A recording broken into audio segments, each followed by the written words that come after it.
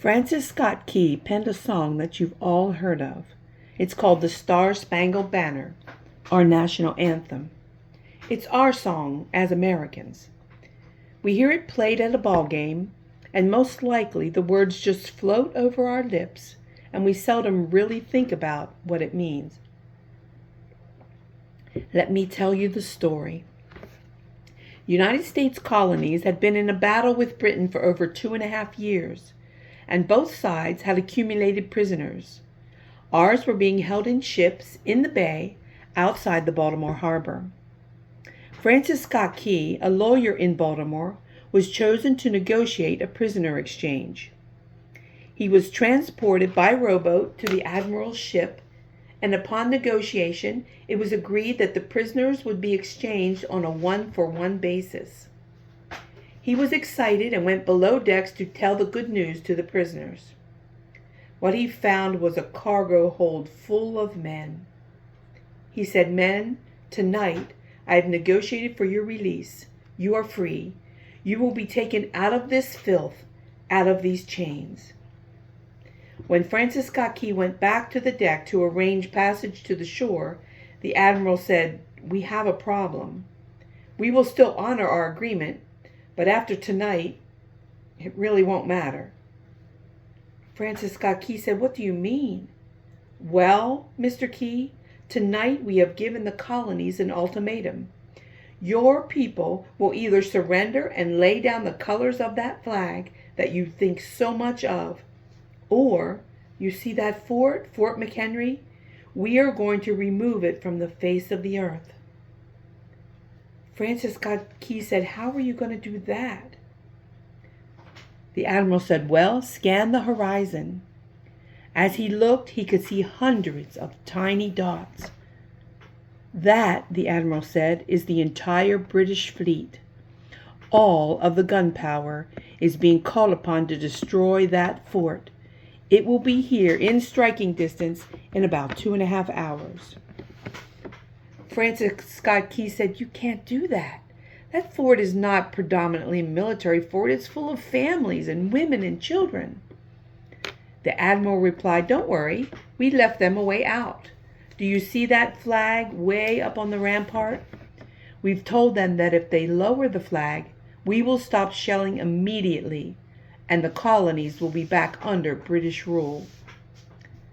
Francis Scott Key went below and told the men what was about to happen.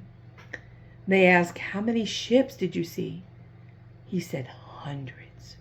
As the ships got closer, Francis Scott Key said, "I will shout down to you what is happening."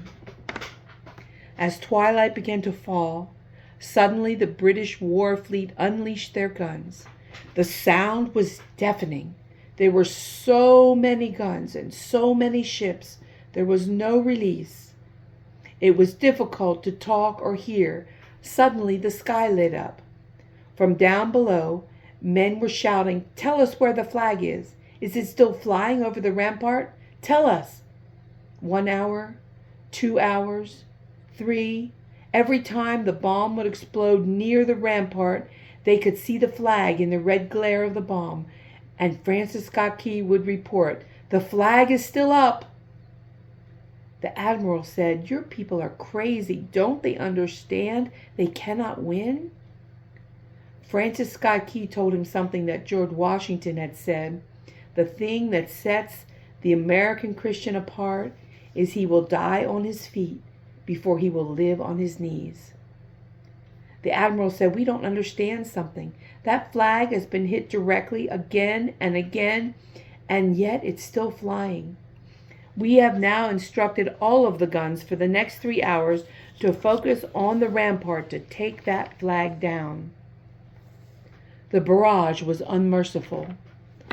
All that he could hear was the men below crying in prayer, "God, keep that flag flying where we last saw it." Sunrise came, and through the heavy mist and smoke, they could barely see the flag in tatters. The flagpole was at a crazy angle, but the flag was still on top. Francis Scott Key boarded the rowboat and went ashore to the fort to see what had happened. The flagpole and the flag had suffered many direct hits, and when it had fallen, men, fathers who knew what it meant for that flag to be on the ground, went over and held it up humanly. If someone fell, another took his place. Francis Scott Key observed what held that flagpole at the odd angle was patriots' bodies. He wrote, "Oh, say, can you see, by the dawn's early light, what so proudly we hailed at the twilight's last gleaming? For the rocket's red glare, the bombs bursting in air, gave proof through the night that the flag was still there. Oh, say, does that star-spangled banner yet wave o'er the land of the free and the home of the brave?" The debt was demanded, the price it was paid.